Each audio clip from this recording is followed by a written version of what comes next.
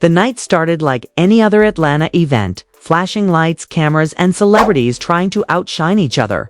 But what went down between Tamar Braxton, Yandy Mendeecees shocked everyone in the room. Witnesses say Tamar showed up already on edge, visibly tense as whispers about her feud with Yandy spread through the crowd. What began as sharp words near the VIP section spiraled into a full-blown confrontation that left everyone frozen in disbelief. Security rushed in, but not before emotions exploded. Tamar, who's always been known for her fiery spirit, was seen clutching her chest moments before collapsing. People screamed, phones went flying, and Mendeecees was heard shouting for help as paramedics pushed through the chaos. By the time the flashing red lights of the ambulance disappeared down Peachtree Street. One thing was clear, something much deeper had been brewing behind the scenes. Now fans are left wondering what really triggered that violent altercation, and whether Tamar's health scare was just the result of stress, or if someone took things too far. The night was supposed to be a celebration. Tamar Braxton had been invited to a private industry mixer in downtown Atlanta, a space filled with familiar faces and quiet tension. The city's biggest names were in attendance: producers, managers, and reality stars, all trying to prove who really ran the ATL scene. Tamar walked in wearing confidence like armor. Her signature look polished to perfection, but her energy told a different story.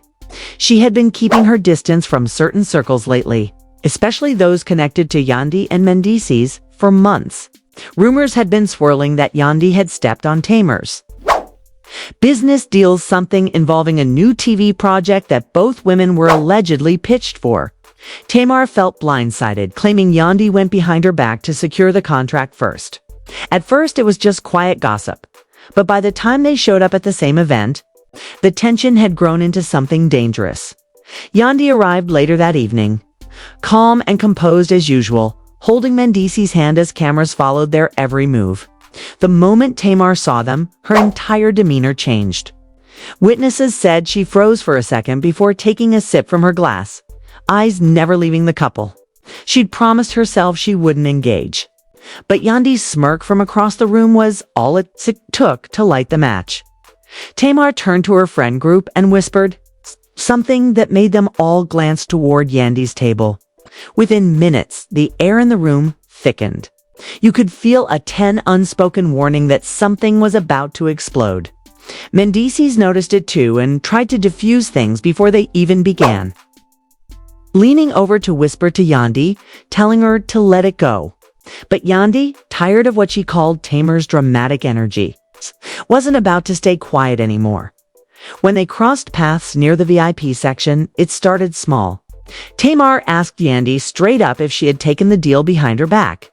The tone was sharp, her voice steady but full of accusation. Yandy, with a tight smile, simply said, "It's business, Tamar. Don't make it personal." That line hit like a slap. Tamar stepped closer, demanding to know why she was excluded from meetings she helped organize. Mendeecees intervened, standing between them, saying it wasn't the time or place. But Tamar wasn't backing down.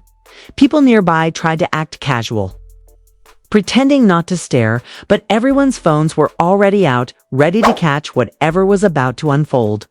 One insider claimed Tamar's voice cracked as she yelled, "You pretend to be all about women empowerment, but you snake your sisters when it benefits."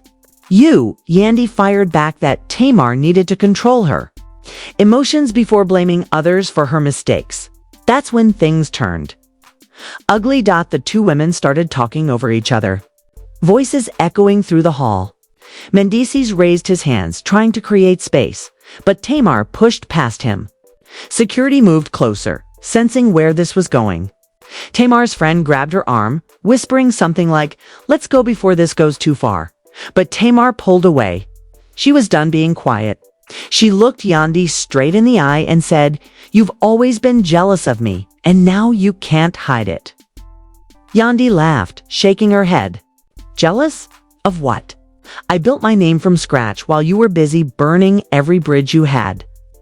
The words cut deep.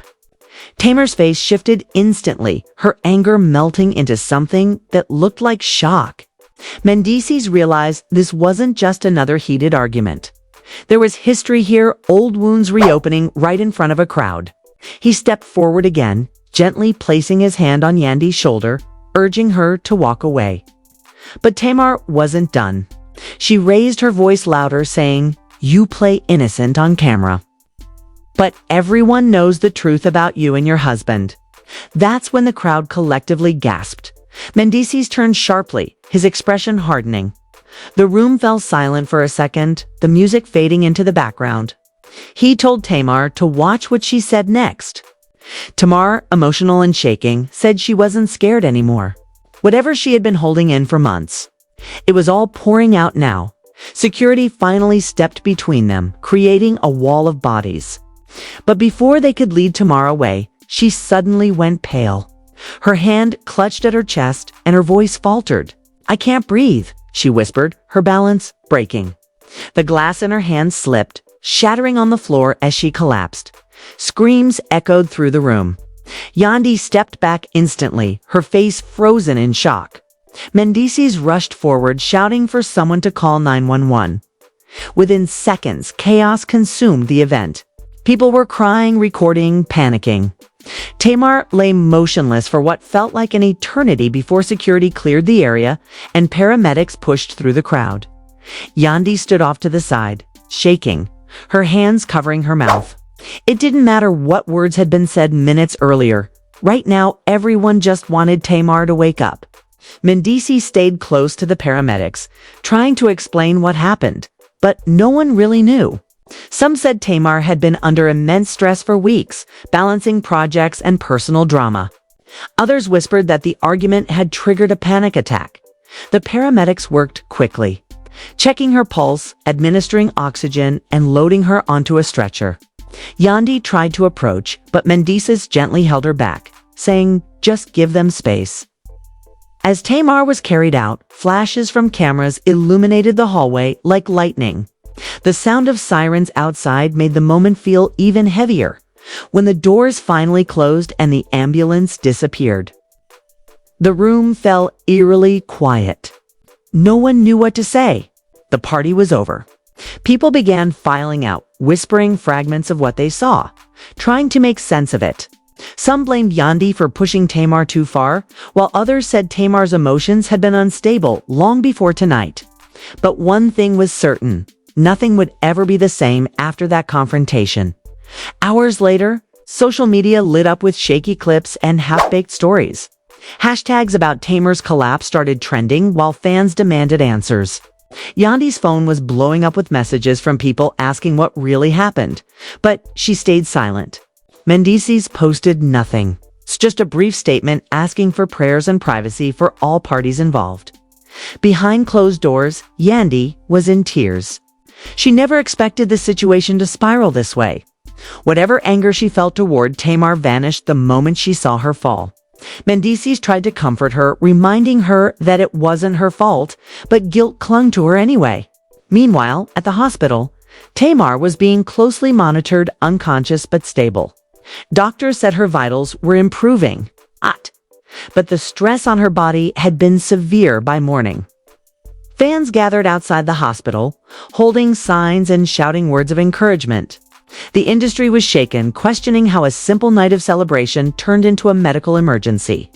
But those who were there knew wasn't simple. Years of tension, jealousy, and betrayal had built up until everything finally snapped. And as the sun rose over Atlanta, everyone waited for one thing: Tamar Braxton. To open her eyes and tell her side of the story, the morning after the Atlanta event felt like the entire entertainment world had gone silent. News outlets had picked up the story within hours, each one spinning a different version of what happened.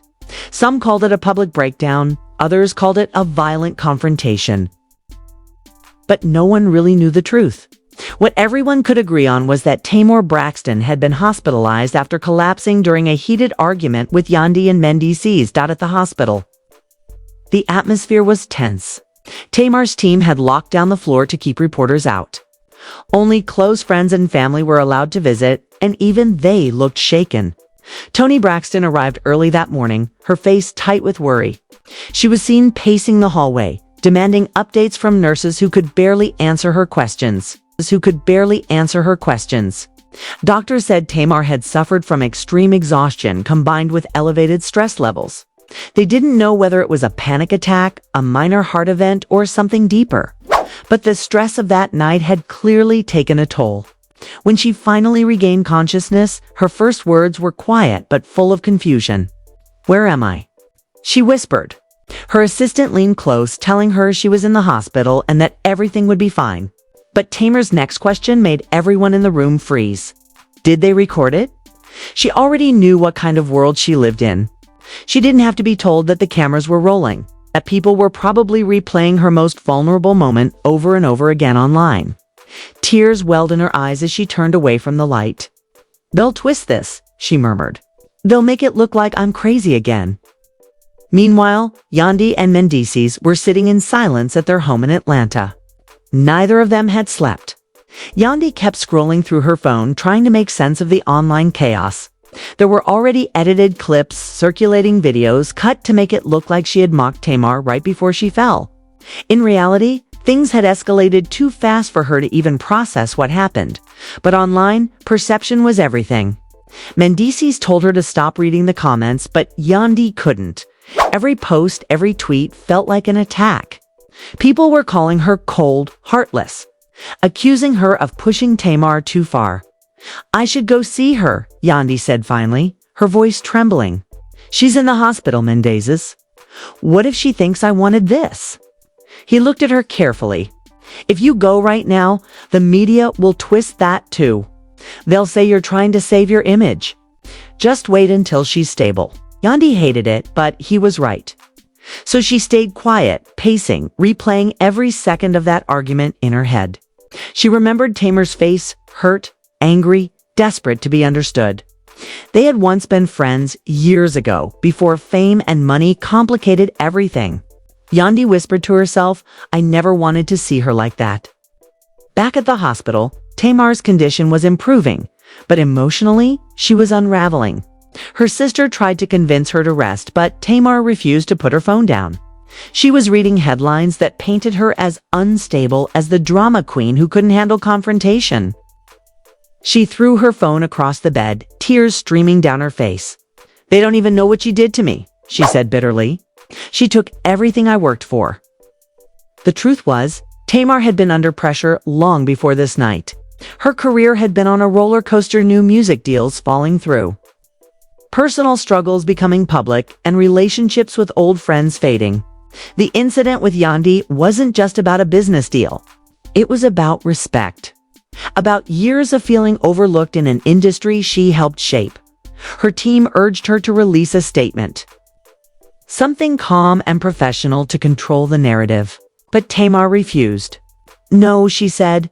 "They always tell me to stay quiet and then everyone else gets to tell my story for me. Not this time." Later that afternoon, Yandy made the first move. She called Tamar's manager, asking to visit privately. The call was tense. The manager hesitated, saying Tamar wasn't ready to see anyone. But after some convincing, they agreed to let Yandy visit that evening under one condition: no cameras, no posts, no media. Just a private conversation. When Yandy walked into the hospital that night, the tension was thick. She wore a plain hoodie, sunglasses pulled low, hoping to avoid attention. She paused outside Tamar's room for a long moment before finally walking in. Tamar was sitting up, staring out the window, her hospital wristband catching the dim light. For a few seconds, neither of them spoke. The silence between them was heavy with everything that hadn't been said for years. Finally, Yandy broke it. "I came to check on you," she said softly. "I didn't mean for things to go that far." Tamar turned, her eyes cold. "You didn't mean for me to collapse in front of everybody? Or you didn't mean for people to see it?" Yandy sighed, stepping closer. "Tamar, I know you think I stole something from you, but it wasn't like that. We were both being offered the same project. I didn't take it from you." Tamar shook her head, biting back tears. "You knew I'd been working on that deal for months. You didn't even call to talk about it. You just showed up with the contract signed." Yandy looked down. You're right. I should have called you. I made a business move, and I didn't think about how it would look. But I swear, it wasn't personal. Tamar looked away again, her voice cracking. Everything's personal when it's me, Yandy, because people love seeing me break. The words hung in the air. For a moment, both women were quiet, the sound of hospital monitors filling the space between them. Yandy stepped closer, her tone softening. I don't want to be your enemy, Tamar. I really don't. Tamar didn't answer right away. She was tired, emotionally drained, and unsure who to trust. I don't even know who my friends are anymore, she finally said. Everybody smiles in your face and prays for your downfall the second you turn around. Yandy reached out but stopped midway, her hand hovering in the air. You don't have to forgive me now, she said. Just take care of yourself. That's all I wanted to say. She turned to leave, but Tamar's voice stopped her. You didn't come here for me, Tamar said quietly. You came here to make yourself feel better. Yandy froze, her eyes filling with tears she refused to let fall. Without another word, she left the room. Outside, Mendeecees was waiting in the hallway. The look on Yandy's face told him everything he needed to know. He put his arm around her shoulder and led her out of the hospital. Sometimes doing the right thing still hurts, he whispered. She nodded, unable to speak. That night, social media exploded again when fans spotted Yandy leaving the hospital. Cameras caught her walking quickly to her car, her expression unreadable. Speculation grew. People wondered if the two women had made peace, or if the divide between them had deepened. Back in her hospital bed, Tamar stared at the ceiling, lost in thought. The confrontation had drained her, but deep down, she knew the story wasn't over. Too many truths were still buried, too many secrets left unsaid. And as her phone buzzed again with notifications from fans and tabloids, Tamar whispered to herself, they think this is the end. But they haven't heard my side yet. The next few days were filled with speculation. Every entertainment site, every gossip page, every talk show had Tamar Braxton's name plastered across their headlines. Clips of her collapse were being replayed on repeat, dissected frame by frame, as if people could decode the truth from a few seconds of chaos. Hashtags were trending again, some calling for prayers, others blaming Yandy and Mendeecees for pushing her too far. The pressure was building, and Tamar could feel the world closing in by the third day in the hospital. Her doctors cleared her to go home, but emotionally she was still fragile.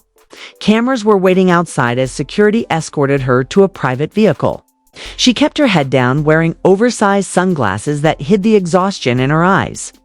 The flashes didn't stop. The voices kept shouting her name, asking how she felt. If she forgave Yandy, Tamar didn't respond. She was done being soundbites for headlines. Back at her home, she tried to find peace, but the silence was unbearable. Every corner of her house reminded her of the noise she couldn't escape. Her sister stopped by to check on her, but Tamar spent most of her time alone, scrolling through her phone despite everyone's warnings not to. That's when she saw a post from Yandy, just a simple photo with the caption, "Sometimes lessons come from the hardest moments." It wasn't directed at anyone, but Tamar took it personally. She stared at the post for a long time, her heart racing again. The anger she had tried to bury started bubbling back up. In her mind, it wasn't a lesson, it was a betrayal, and now Yandy was using the moment to gain sympathy. Tamar opened her notes app and started typing. Her fingers trembled as she wrote her truth, line by line, not as a statement for her PR team, but as a message straight from her heart. When she finally posted it, it went viral within minutes. She wrote about being betrayed by people she once trusted, about how the industry turned friends into rivals, and how pain could make you stronger only if you survived it. She never mentioned Yandy by name, but everyone knew who she was referring to. The tone was raw, emotional, and unapologetic. Yandy saw the post while sitting in a meeting. Her heart sank.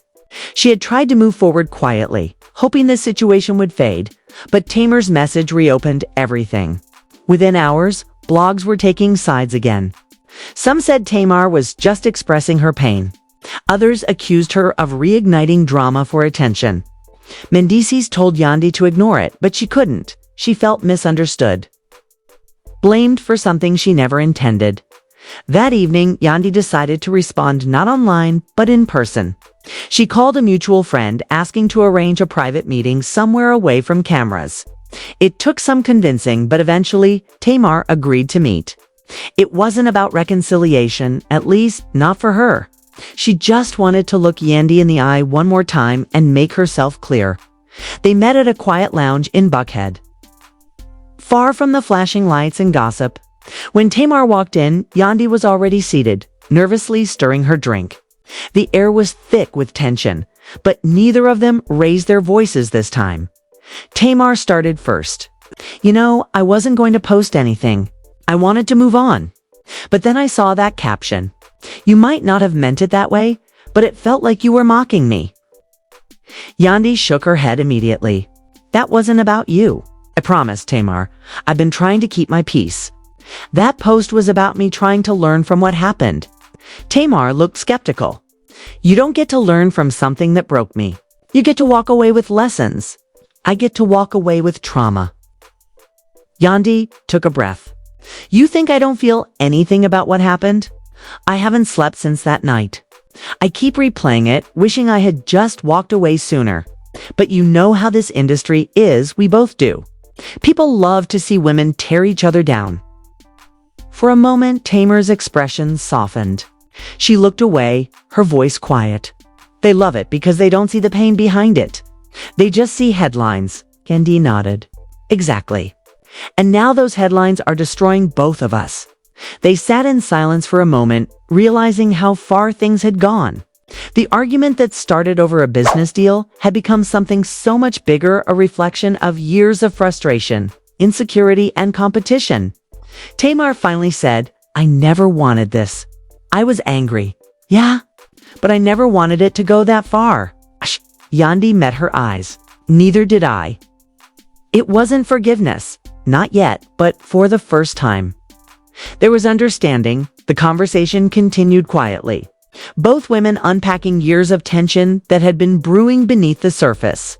They talked about the pressures of fame, about how people in their circle loved to pit women against each other, about how every word they said was turned into ammunition by the media. By the end of the conversation, Tamar's voice had softened, her guard slowly lowering. "Maybe we're both victims of the same game," she said. Yandy nodded. "Maybe we are." When they left the lounge, there were no cameras waiting, no fans outside, just a calm Atlanta night. For the first time in a long time, Tamar felt like she could breathe again. The next morning, social media was buzzing once more, but this time, it wasn't because of a fight. A source close to both women leaked that they had met privately and spoken calmly about what happened. Fans didn't know what to believe, but many applauded the maturity. Some still demanded apologies, others insisted the damage was done. But for Tamar, it wasn't about public opinion anymore, it was about healing. Later that week, she posted again, this time a short message. "Growth hurts, but peace is worth the pain." It was simple, but powerful. The comments flooded with support. Even Yandy quietly liked the post, though neither of them spoke publicly about their meeting. Behind the scenes, Mendeecees had been the quiet force holding things together. He had tried to keep Yandy from being pulled too deep into the chaos, reminding her that sometimes silence was the best response. But he also felt for Tamar. He'd seen her break that night, and it left an image he couldn't shake. Weeks passed, and the story slowly faded from the headlines. The world moved on to the next scandal, the next controversy. But for Tamar, the incident changed everything. It forced her to reevaluate who she let into her circle, who she trusted, and how much of herself she shared with the world. She had spent so many years giving her emotions freely, only for people to turn them into entertainment. Now she was learning how to protect her peace, even if it meant walking away from people she once called friends. Yandy, on the other hand, focused on rebuilding her own image quietly. She kept her head down, poured her energy into new projects, and refused to let gossip define her. Every once in a while, she'd think about that night, the shouting, the fall, the fear, and she'd whisper a silent prayer that Tamar was healing too. Months later, Both women ended up at another event in Atlanta, this time on opposite sides of the room. When their eyes met, there was no tension, no anger, just a small nod of acknowledgement. Maybe it wasn't friendship, but it was peace. And after everything they had been through, peace was more than enough. The truth behind that Atlanta night still leaves everyone with questions. Was Tamar Braxton's collapse just the result of stress? Or did the emotional weight of betrayal finally break her down? What started as whispers of competition turned into one of the most talked about moments in Atlanta's reality scene. Yet through it all, Tamar showed resilience. She fell, but she got back up. She faced the world when everyone had already decided her story for her. And despite all the chaos, she refused to let that night define her. Yandy and Mendeecees may have walked away bruised by public judgment, but deep down, all three of them learned something about how fragile peace can be when fame, pride, and loyalty collide. This story reminds us how quickly the spotlight can turn harsh, how words said in anger can spiral into something none of us can take back. It's a wake-up call not just for them, but for everyone watching from the sidelines, feeding off the drama. If you've been following this story from the start, you know it's more than just entertainment. It's about pressure, pain, and the human cost of fame. And as new details continue to surface, one thing's for sure, what happened in Atlanta won't be forgotten anytime soon. Stay tuned, because the truth has a way of finding the light. And when it does, everyone involved will have to face it.